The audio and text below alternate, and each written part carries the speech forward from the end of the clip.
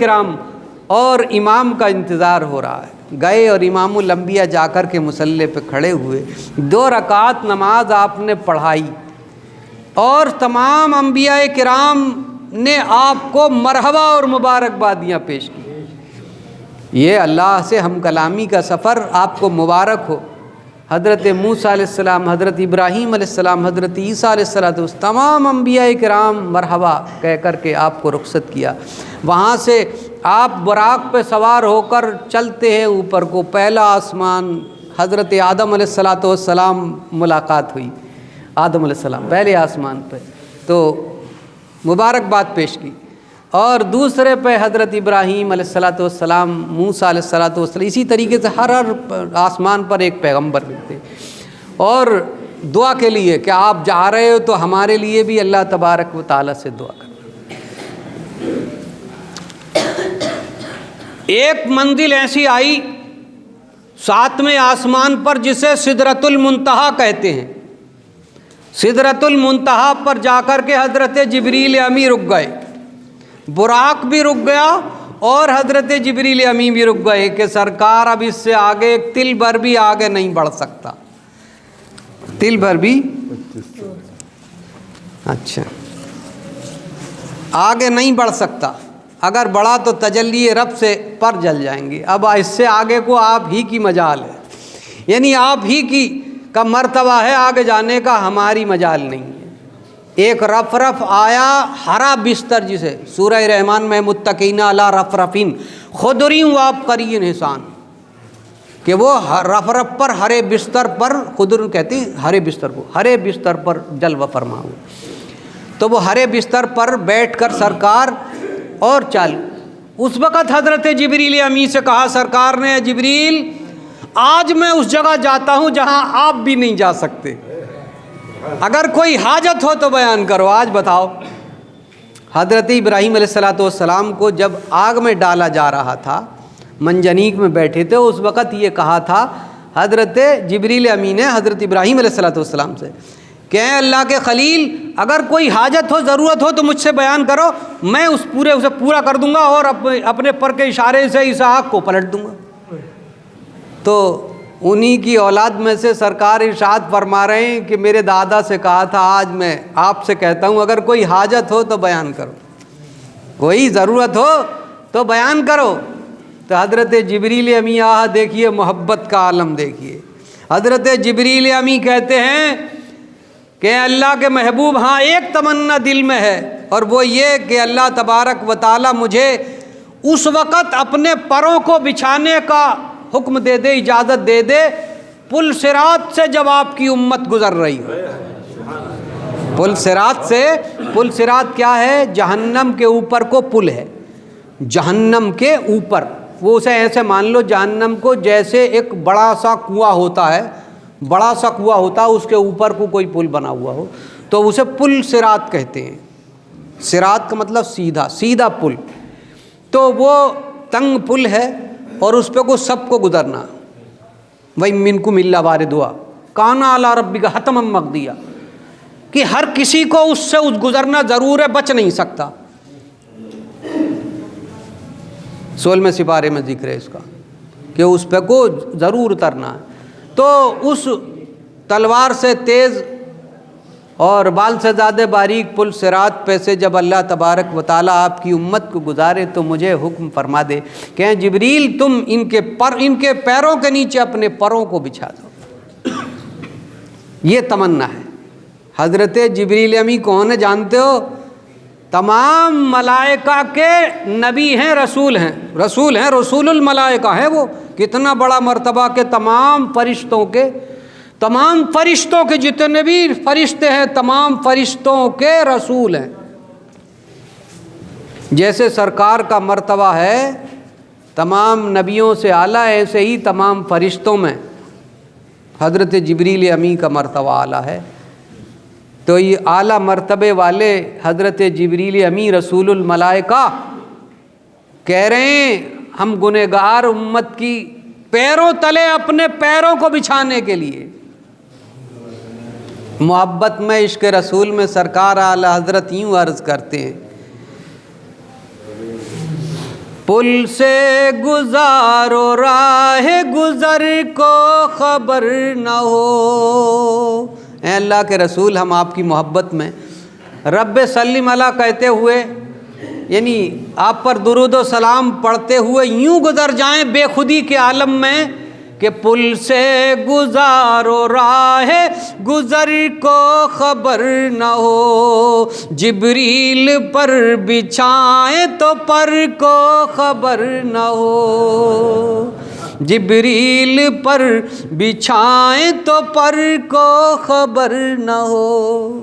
یہ محبت کی باتیں ہیں مسلمان، وہ ان کی اپنی محبت تھی اور یہ ہماری گنہگاروں کی اپنے نبی سے محبت کا اظہار ہے۔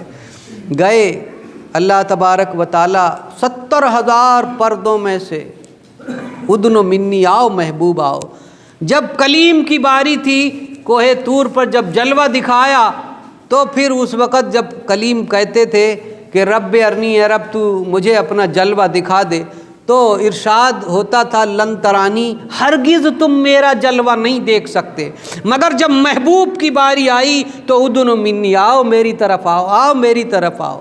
70,000 پردوں میں سے آواز آ رہی۔ سرکار مصطفیٰ صلی اللہ تعالیٰ علیہ وسلم پڑھ چکے تھے توریت میں وہ منظر کہ جب کوہ طور پر حضرت موسیٰ علیہ السلام رب سے ملاقات کے لیے جلوہ دیکھنے کے لیے گئے تھے، تو پہلے ہی حکم ہو گیا تھا اس وادی سے، وادی طوا سے پہلے ہی حکم ہو گیا کہ اپنی نالین مبارک اتار دو، جوتیاں اتار دو، جوتی اتار کر باہر بارگاہ رب العزت میں جاؤ، یہ حکم ہو گیا تھا۔ پڑے ہوئے تھے اس لیے جوتیاں اتارنا چاہا، تو جب جوتی نالین مبارک اتارنا چاہا تو آواز آئی یوں ہی چلے آؤ، اے محبوب یوں ہی چلے آؤ، یہاں جو ہے جوتی اتارنے کی بات نہیں ہے، میں نالین کے چلے آؤ۔ اور سرکار جا رہے ہیں، رف بھی واپس ہو گیا، جا رہے ہیں، قریب ہوتے ہوتے قریب ہو، آواز آ رہی تھی قریب ہو قریب ہو قریب ہو، قریب ہوتے ہوتے سورہ والنجم ہے کہ 2 کمانوں کا فاصلہ رہ گیا۔ اب وہ کتنی بڑی کمان تھی یہ تو اللہ ہی جانے، ہم تو صرف اتنی بڑی کمان کو جانتے جو تیر کمان ہوتی ہے۔ اب وہ کتنی بڑی کمان تھی کہ 2 کمانوں سے یا اس سے بھی کم، یہ ہے سورہ والنجم میں، یا اس سے بھی کم فاصلہ رہ گیا۔ تو اللہ تبارک و تعالیٰ نے یہ جب سرکار نے جلوہ دیکھا تو یہ الفاظ التحیات للہ والصلوات والطیبات، کہ تمام تحیتیں بڑائی ہیں اللہ تیرے لیے، تمام نمازیں تیرے لیے، پاکی ہیں تیرے لیے۔ تو اللہ تبارک و تعالیٰ نے اپنے نبی پر سلام پیش کیا، السلام علیکہ ایھا النبی، سلام ہو اے نبی تم پر اللہ کی رحمتیں اور برکتیں ہوں۔ اب سلام کا مطلب سمجھ گئے کہ اللہ اور اس کے رسول کے درمیان یہ ملاقات، یہ معراج ہے۔ آج جو کہتے ہیں نا کہ سلام کہاں سے آیا، یہ تو سلام پڑھیں، یہ دیکھ لو کہ سلام اس جگہ ہے جہاں کوئی تیسرا کوئی نہیں ہے، صرف سنانے والا ہے اور سننے والا ہے۔ ادھر سے بھی بڑائی پیش ہو رہی ہے، ادھر سے سلام پیش ہو رہا۔ تو سلام پڑھنا اللہ کی سنت ہے مسلمانوں، نبی پر سلام پڑھنا اللہ کی سنت ہے۔ جو کوئی اس سنت کو ادا نہیں کرتا اس کی نماز ہوتی ہی نہیں سرے سے۔ کوئی چھوڑ کے دیکھ لے اتحیات بھلا ہو جائے گی کیا؟ صحیح، کوئی اتحیات چھوڑ کے دیکھ لے، ہو ہی نہیں سکتی، نماز ہی نہیں۔ تو اس کا مطلب یہ ہوا کہ صلاۃ و سلام یعنی درود و سلام پڑھنا ہی نماز ہے، درود و سلام پڑھنا ہی نماز ہے، نماز سے جدا نہیں ہے۔ وہ جو جاہل لوگ لکھ گئے وہ بدبخت تھے، کم قسمت تھے، بد نصیب تھے کہ نبی کے خیال آنے سے نماز نہیں ہوتی، تو اتحیات کوئی چھوڑ کے دیکھ لے۔ بھائی جب ہم اس سمجھ کے پڑھیں گے السلام علیکہ ایھا النبی، تو پھر ظاہر بات ہے کہ نبی پر تو سلام کا، نبی کا خیال تو آ گیا، اور کس پہ سلام پڑھیں گے، کس پہ پڑھیں گے؟ تو یہ ہے نماز۔ اللہ تبارک و تعالیٰ نے کیا کیا باتیں کی وہ تو رب جانے یا ان کا محبوب جانے، رب کا محبوب جانے کیا باتیں ہوئیں ہم کلامی کی۔ ایک مرتبہ مدینہ طیبہ میں سرکار مصطفیٰ صلی اللہ تعالیٰ علیہ وسلم نے حضرت عائشہ سے، اپنی بیوی سے، ہماری ماں سے، ام المومنین نے خوش ہو کر ارشاد فرما دیا کہ آج جو تم چاہو مجھ سے مانگ لو، جو چاہو مجھ سے مانگ لو۔ اس سے پتہ چلتا ہے کہ نبی کو کل اختیار ہے، نبی کو کل اختیار ہے، اللہ نے انہیں مالک بنا دیا، ورنہ نہیں کہتے۔ تو انہوں نے کہا، عائشہ نے میں ذرا اپنے والد سے مشورہ کراؤں۔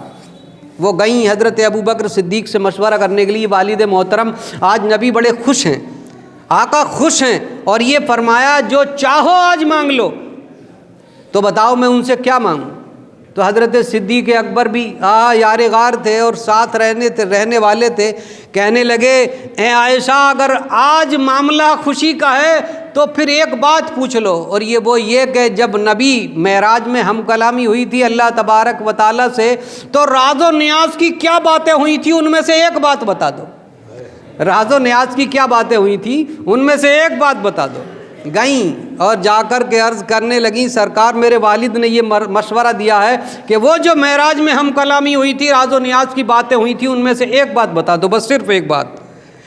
تو اللہ کے رسول مسکرانے لگے اور مسکرا کر ارشاد فرمایا عائشہ اللہ تبارک و تعالیٰ نے مجھ سے یہ وعدہ کیا ہے اے محبوب تمہارے گنہگار امتیوں میں سے جو کوئی ٹوٹے ہوئے دل کو جوڑے گا میں اسے بلا حساب و کتاب جنت میں داخل فرما دوں گا۔ ٹوٹے ہوئے دل کو جوڑے گا، سمجھ گئے بات؟ اور جو صحیح سلامت کو توڑ دے تو اس کا عالم کیا ہوگا؟ ذرا یہ بھی تو حساب کتاب لگاؤ، جو صحیح سلامت کو توڑ دے اس کا عالم کیا ہوگا؟ تو اس لیے اپنی زبانوں کو ایسے الفاظوں سے دور رکھو، یعنی اپنی زبانوں سے ایسے الفاظوں کو دور رکھو جس سے کسی کے دل کو ٹھیس پہنچے یا ٹوٹے، بلکہ جوڑنے والے الفاظ۔ دل کائے سے جڑتے ہیں؟ الفاظوں سے، پیسوں سے نہیں بلکہ الفاظوں سے، میٹھے بول سے، اچھے اخلاق سے دل جڑ جاتی ہے۔ اگر کوئی رنجیدہ بھی ہو اسے تسلی دے دو، خوشی کی بات کہہ دو تو اس کا دل سکون میں ہو جاتا ہے۔ تو یہ 50 وقت کی نماز کا تحفہ اور سورہ بقرہ کی آخری آمن الرسول سے لے کر آخری کافرین تک لا تؤاخذنا ان نسینا او اخطانا، یہ آیات 2 یا 3 آیتیں آخری یہ اللہ تبارک و تعالیٰ نے معراج میں عنایت فرمائیں، اور 50 وقت کی نماز کا تحفہ امت کے لیے۔ آئے خوش حضرت موسیٰ علیہ السلام سے ملاقات ہوئی، کہا کیا ملا؟ بارگاہ خدا بندی سے کہا 50 وقت کی نماز کا تحفہ ملا امت کے لیے۔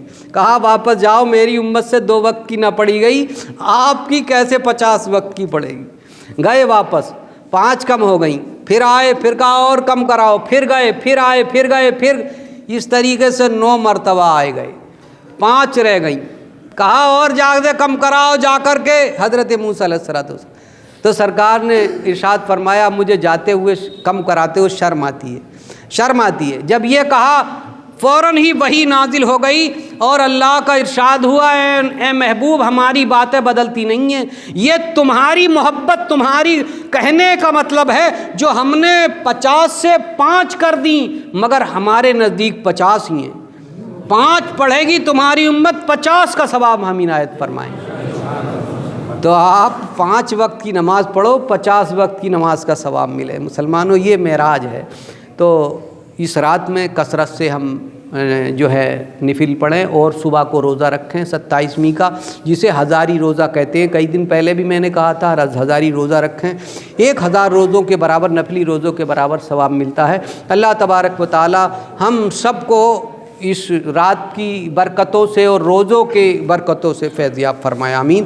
وآخر دعوانا ان الحمدللہ رب العالمین۔ ایک بات سن لو ذرا ساری، یہ ہمارے امام صاحب قاری